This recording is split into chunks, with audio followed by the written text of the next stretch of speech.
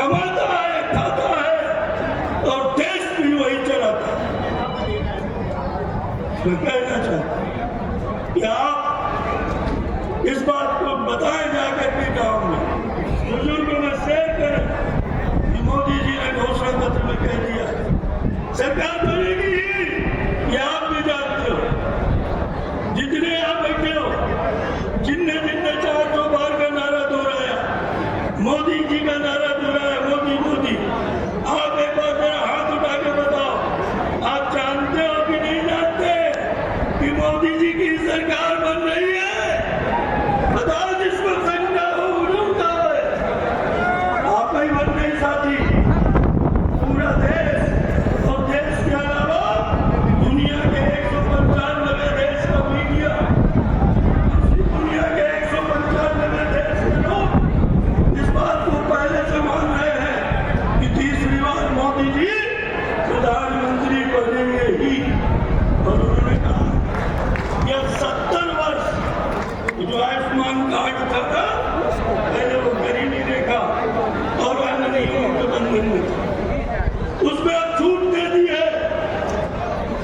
अब जो भी 70 वर्ष से अधिक का बुजुर्ग होगा, चाहे जिस जाति का होगा, जिस समाज समुदाय का होगा, अगर 70 वर्ष की आयु और उससे अधिक है तो 5 लाख रुपए की दवाई, गरीबी रेखा के कार्ड की जरूरत नहीं। चाहे गरीब हो, चाहे थोड़ी बहुत पैसे वाला भी हो, उसकी भी 5 लाख तक की दवाई आयुष्मान कार्ड के माध्यम से सबकी होगी। इसमें गरीबी अमीरी का झगड़ा नहीं रहने वाला। आइए मेरे साथ और वक्ता बोले, अध्यक्ष जी भी आ रहे हैं।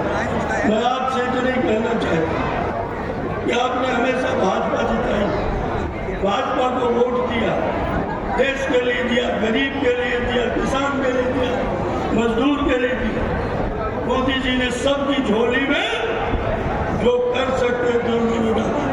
हमारे मुख्यमंत्रियों ने सबकी झोली में डाला है।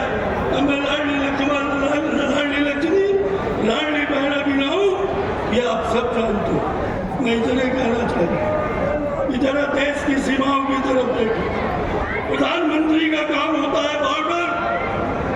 मैंने कांग्रेस के मित्रों से पूछा, सीमाएं तुम्हारे राज्य में सुरक्षित है कि मोदी जी कहे? तो कांग्रेस के लोगों ने भी कहा कि अगर सीमाएं सुरक्षित है तो भारतीय जनता पार्टी की सरकार के रहते और नरेंद्र मोदी के देश के अंदर आतंकवाद खत्म किया। नहीं तो बस स्टैंड में, मंदिर में, बाजार में आतंकवादी हमले करते थे, लोग कान कान थे।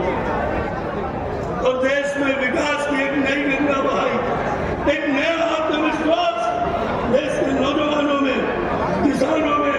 आज किसानी का धंधा अब छाती पीटने और रोने भर का नहीं रहे।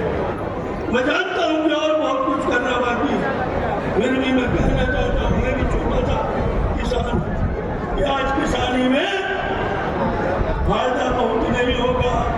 पर जब से फसल बीमा योजना आई, जब से फसल बीमा योजना आई और एमएसपी के दाम बढ़े हैं, तब से कहीं न कहीं किसानों को भी अपनी मेहनत का पूरा हक तो नहीं पर हक मिलने लगा। आइए मैं विनती करूंगा कि जरा देखिए दक्षिण भारत में रहने वाले लोग, जिसे कांग्रेस हमसे और भारत माता से अलग करना चाहती, वहाँ एक औलादों वाली पार्टी का करुणानिधि का बेटा सनातन को गालियां दे। अभी घर में सदन आए थे राष्ट्रीय कांग्रेस के राष्ट्रीय अध्यक्ष, उनका लड़का कर्नाटक में सनातन के बारे में बत्ती गालियां देते। ये विकास के काम, ये अन्य सारी बातें आप देख रहे, जनहित की बातें, कल्याणकारी योजनाएं आप तक पहुंच रही है, मकान बन रहे हैं, घर घर पानी नल लग रहा है। पर इस बार जरा उस स्टालिन को भी छाती में लात मारना है और उन लोगों को भी बताना है कि हम सनातनी हैं, और हम सनातनी अगर है तो हमारा निशान कमल। आइए राम जी के चरणों में सरजू माता की सौगंध खा करके राम जन्मभूमि का मंदिर बना। कांग्रेसी पहले भी मजाक उड़ा रहे थे, हमारा भी मजाक उड़ा रहे थे। इस रंग से भगवा रंग से उन्हें नफरत है। आइए देश को आगे बढ़ाएं।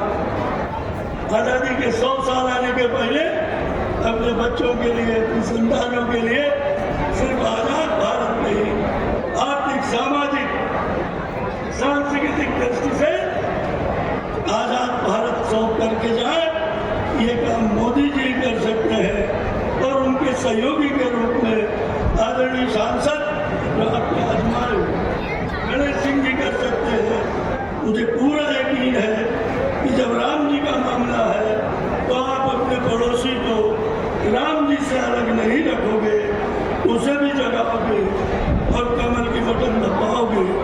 श्री राम में संकट जानी, करो प्रणाम दो पानी की भावना के साथ। आपको सबको प्रणाम। वंदे मातरम।